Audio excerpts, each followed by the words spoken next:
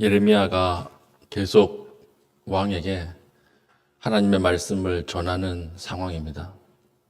어저께 본문에서 바벨론과 싸우기 위해서 주변에 있던 국가들이 동맹을 맺어서 회의하는 외교 회의장이었죠.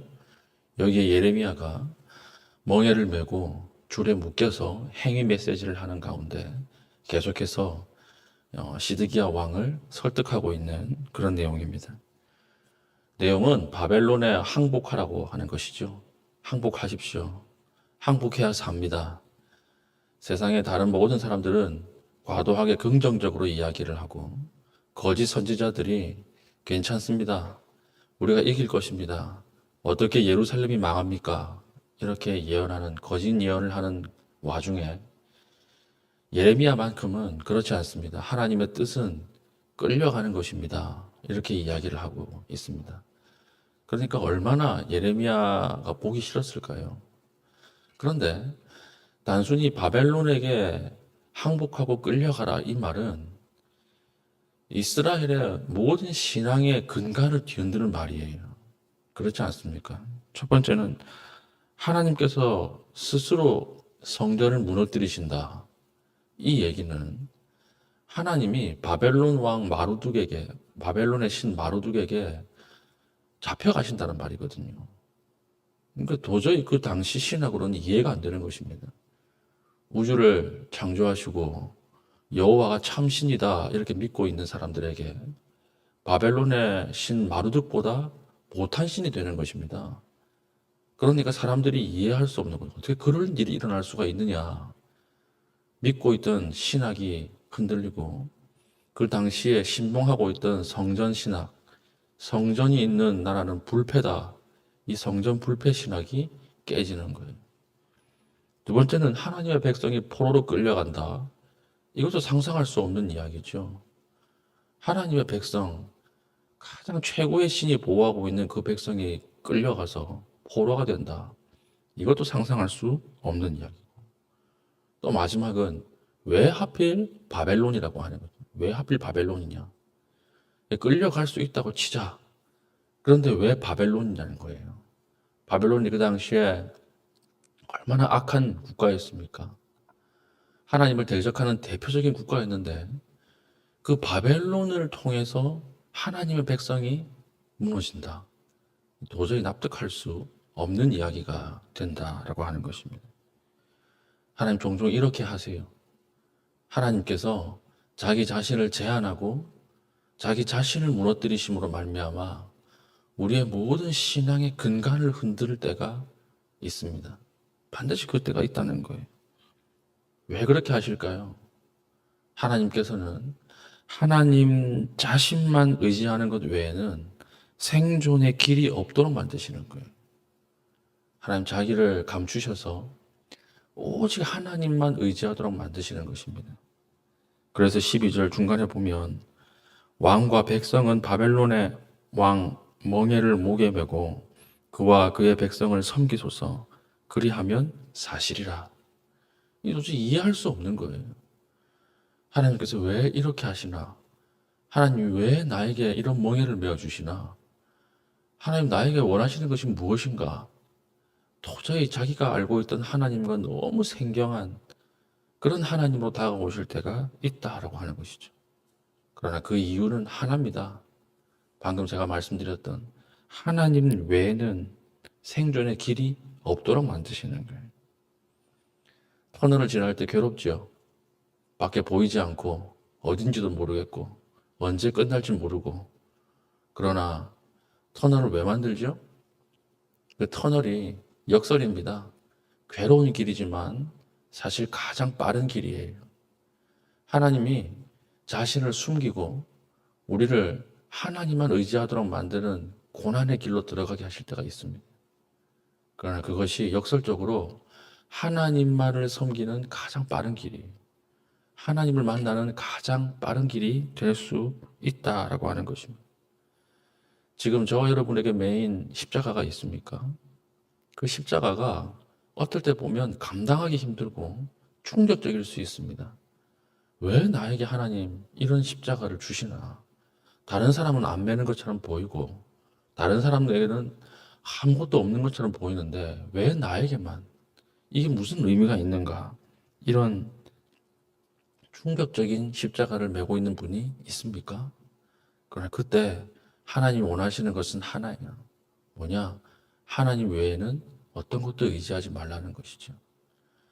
하나님의 생각에는 70년 후에 다시 돌아오게 해서 회복시킬 계획이 있었습니다. 근데 지금 살고 있는 이 시대의 사람들은, 시드기야 사람들은 모르는 거예요. 어떻게 하나님이 바벨론의 신 마르둑에게 포로로 끌려갈 수 있느냐? 도저히 상상할 수 없는 거죠. 그러나 하나님께서는 그것을 하십니다. 그리고 진짜 다시 회복시키시는 거죠. 우리도 마찬가지입니다. 하나님이 뚫어놓은 터널을 지나갈 때 가장 조심해야 할 것은 뭘까요? 그것은 사람의 소리에 민감해지는 거예요. 터널을 지나갈 때는 하나님의 소리가 안 들립니다. 사람의 소리가 더 크게 들리고 환경이 더 크게 보이게 되어 있습니다.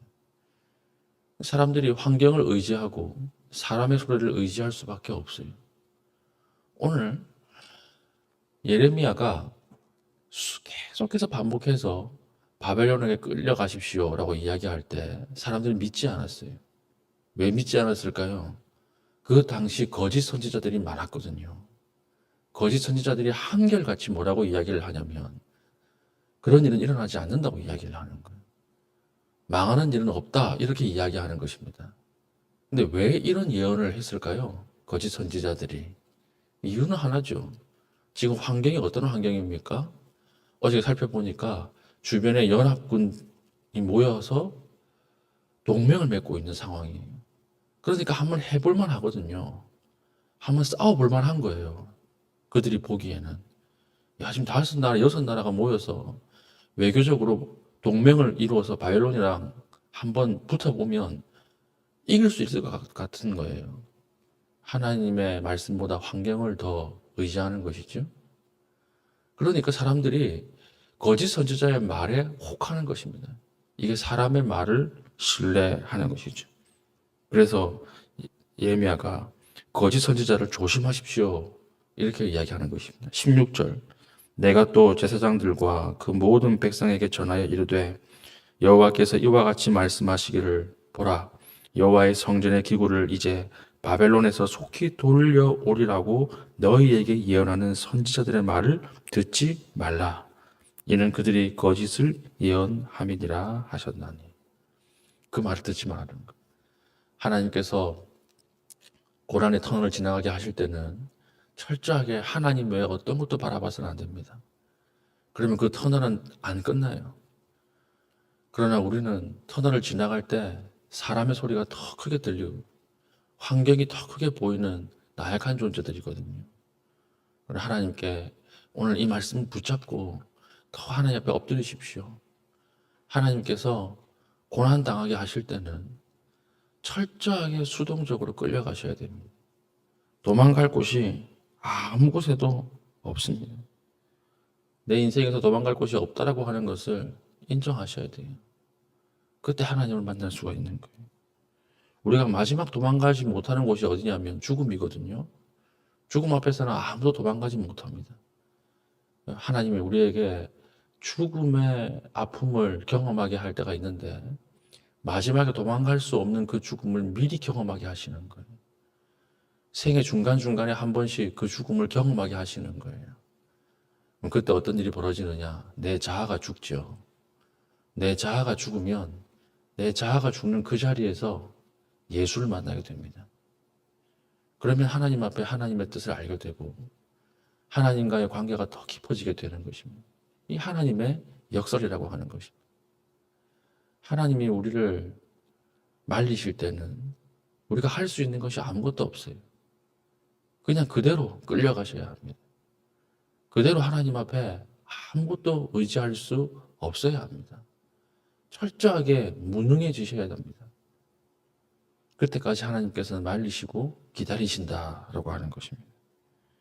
우리가 무기력할 때 그때도 일하시는 하나님을 바라보십시오. 우리가 아무것도 할 수 없을 때 그때도 자신의 존재를 드러내시는 그 하나님을 오늘 기도하는 가운데 바라보십시오. 그것이 하나님의 뜻이에요. 우리 생각으로는 이해할 수 없고 우리 생각으로는 도저히 상상할 수 없는 일들이 벌어지지만 그러나 그 뒤에 계시는 그 하나님의 선하심과 인도하심을 신뢰하십시오. 그것만이 우리가 하나님 앞에 온전히 나아가는 길입니다. 혹시 자리에 우리에게 주어진 이 멍에가 십자가가 너무 무거운 자들이 있다면 오늘 기도하십시오. 수동적으로 끌려가게 해주십시오. 하나님만 바라보게 해주십시오. 세상 사람들의 말을 듣지 않도록 해주시고 환경보다 하나님을 더 신뢰하게 해주십시오. 기도할 수 있는 믿음의 신실한 주의 백성 될 수 있기를 축복합니다. 아멘. 기도하겠습니다. 이 시간 기도할 때 하나님, 제가 듣고 싶은 말이 아니라 주께서 말씀하시는 것을 잘 분별하게 해 주십시오. 세상의 소리, 환경의 소리보다 주님의 말씀을 더 신뢰하게 해 주십시오. 기도하신 이후에 개인적인 기도의 제목을 가지고 기도하시고 자유롭게 돌아가시겠습니다.